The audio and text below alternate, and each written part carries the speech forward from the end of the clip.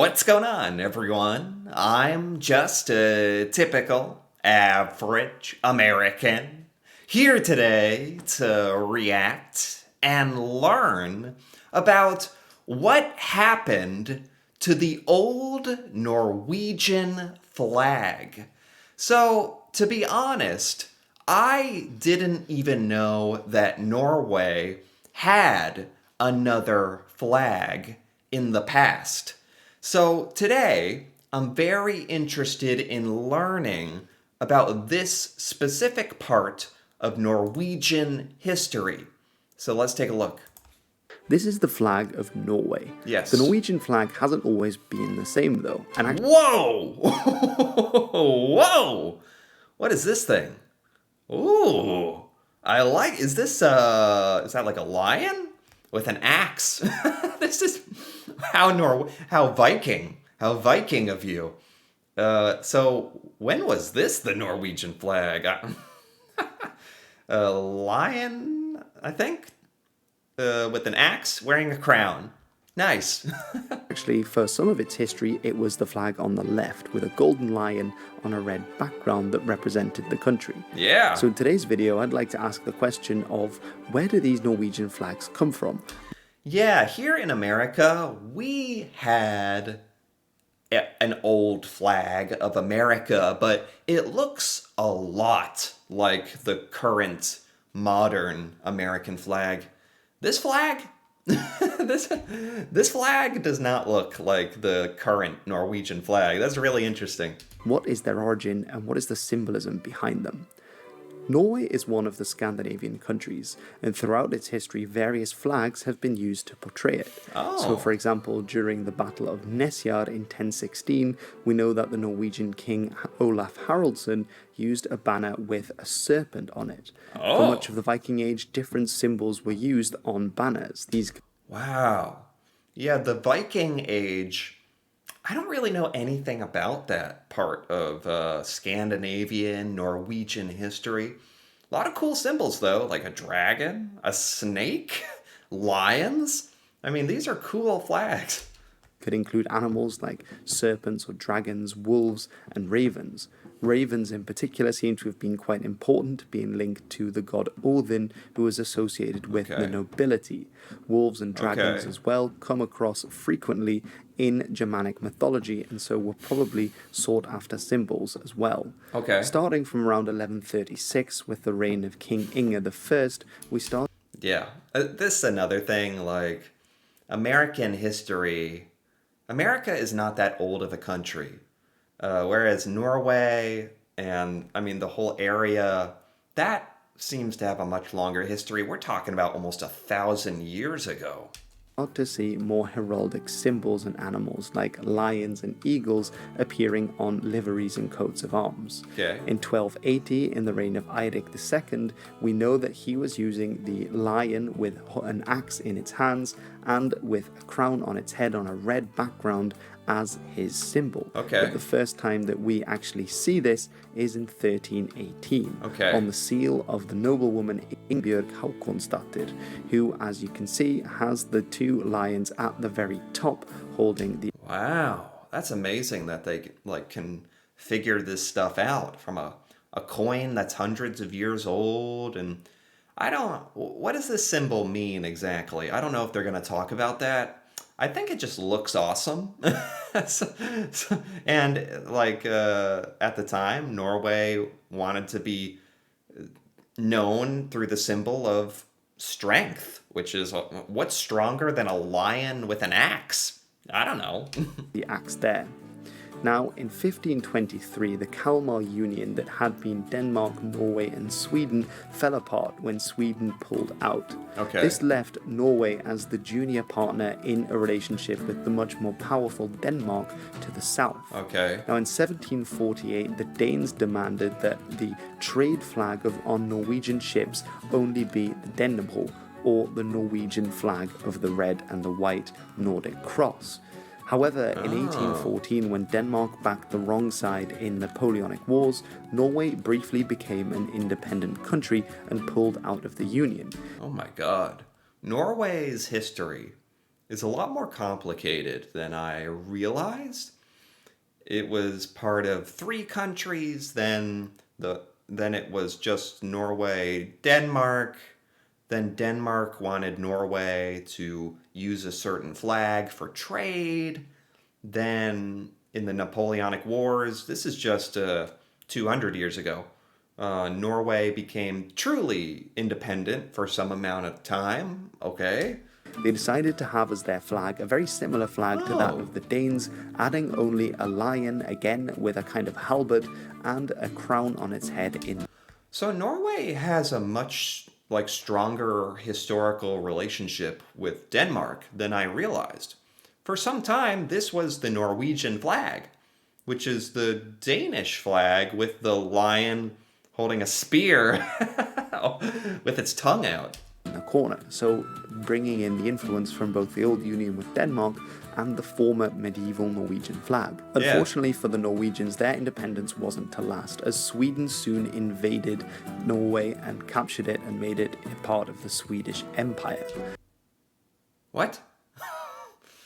This is going to have to be another video. I'm going to have to learn about some of this. Like, Sweden invaded Norway? I did not know that. I did not know that at all. Okay. However, they were quite lenient in their terms in dealing with the Norwegians and so allowed them to have a flag to represent Norway within the Swedish Empire. In 1821, one of the designs for a Norwegian flag was this one, which of course we now know and love as the Norwegian flag. So they came up with this flag like hundreds of years ago. This was designed. Did it not stick around though, and then it came back? And there was quite a lot to consider when making this flag.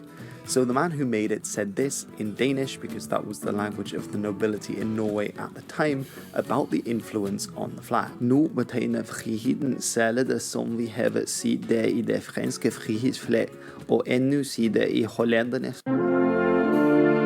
Holland?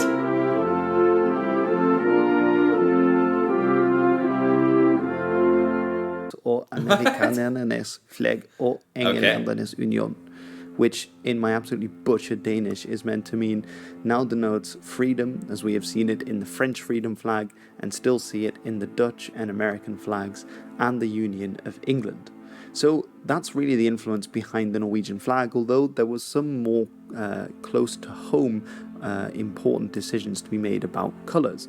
And there was a large debate about whether they should have red as the main colour to obviously signify the long history and partnership with Denmark, which it had had, or whether blue should be the main colour to now denote the partnership with Sweden that Norway was in. Oh, interesting. So this is where some of the inspiration for the colors of the modern Norwegian flag come from.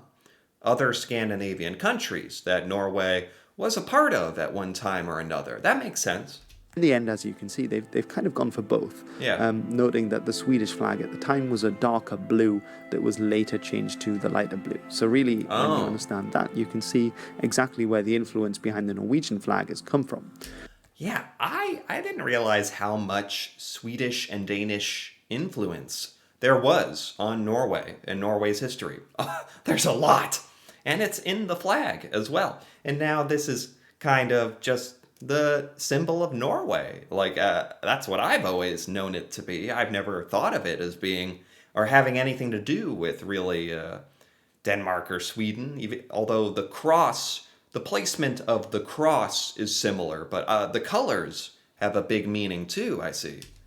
So for a long time, the Norwegian flag was only allowed to be used by ships in Norwegian waters. When they went out further afield, they had to fly Swedish flags because of all sorts of rules with payment that they couldn't afford to fly the Norwegian flag in terms of safeguarding and shipping. Okay. Now in 1818, the Swedes ruling over Norway decided to implement the Swedish flag as the flag that was in Norway, but with Canton in the corner to denote that, you know, this ship was part of the Swedish Union, but with Norway and coming from Norway.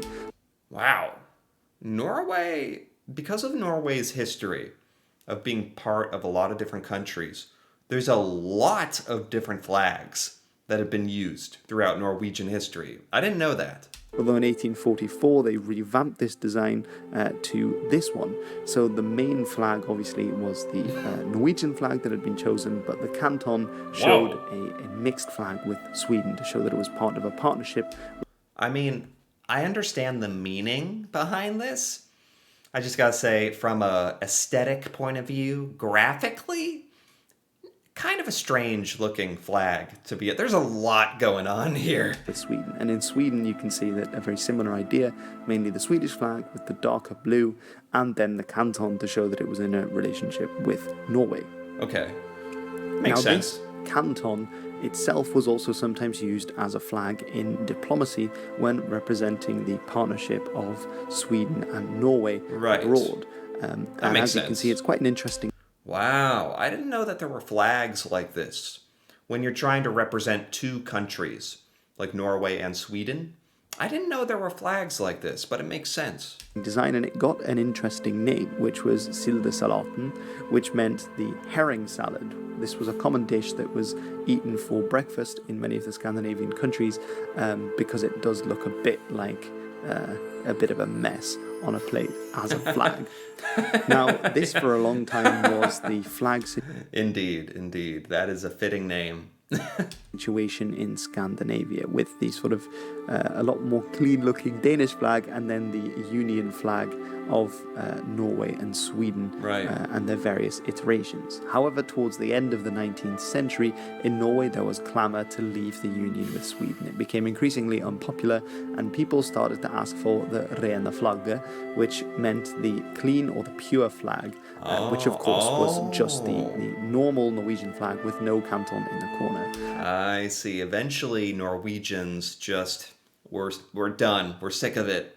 And you just wanted your flag. And in 1898, as Sweden's grip on Norway loosened, the parliament in Sweden voted to change the flag, and despite Sweden's king trying to veto it, the parliament managed to push this through, that they would only fly the rena flagge instead of the flag with the Swedish canton. And that's kind of admirable that the Swedish parliament voted to let Norway have its own flag. Like, against the wishes of the king, even. That's admirable. 1899, this change was enforced. It would fully be enforced in 1905, when Norway became fully independent following a referendum that led to Norway no longer being part of that union with Sweden. And since then, it has been the same Norwegian flag flying over the country's cities and towns and ships. So that's basically the history of the Norwegian flag. I hope you found that interesting. Okay, I think that's the end. That was very, very interesting. I had no idea. Norway has a very long, complicated history with a lot of flags. I thought it was really cool to learn about this right here. They never really explained what the symbolism meant, but it's like, come on. It's a lion with an axe, with a crown. It's just an awesome symbol of strength, I think. And it's cool how Norway went through several sort of evolutions of having that symbol part of the Danish flag.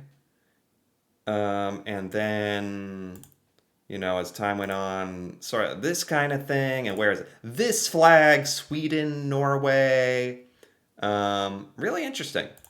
And now here we are with the flag everyone knows and loves and makes sense. And now I actually understand this flag a little better. So this was great. I learned a lot about Norwegian history today. So anyway, if you enjoyed this as well, feel free to give this video a like or leave a comment with your thoughts on the Norwegian flag and how it compares to the old Norwegian flag, or any of your thoughts on the flags and Norwegian history would be awesome to hear about. And if you're interested in more videos like this, me reacting to Norway and learning about Norwegian culture, feel free to subscribe for more.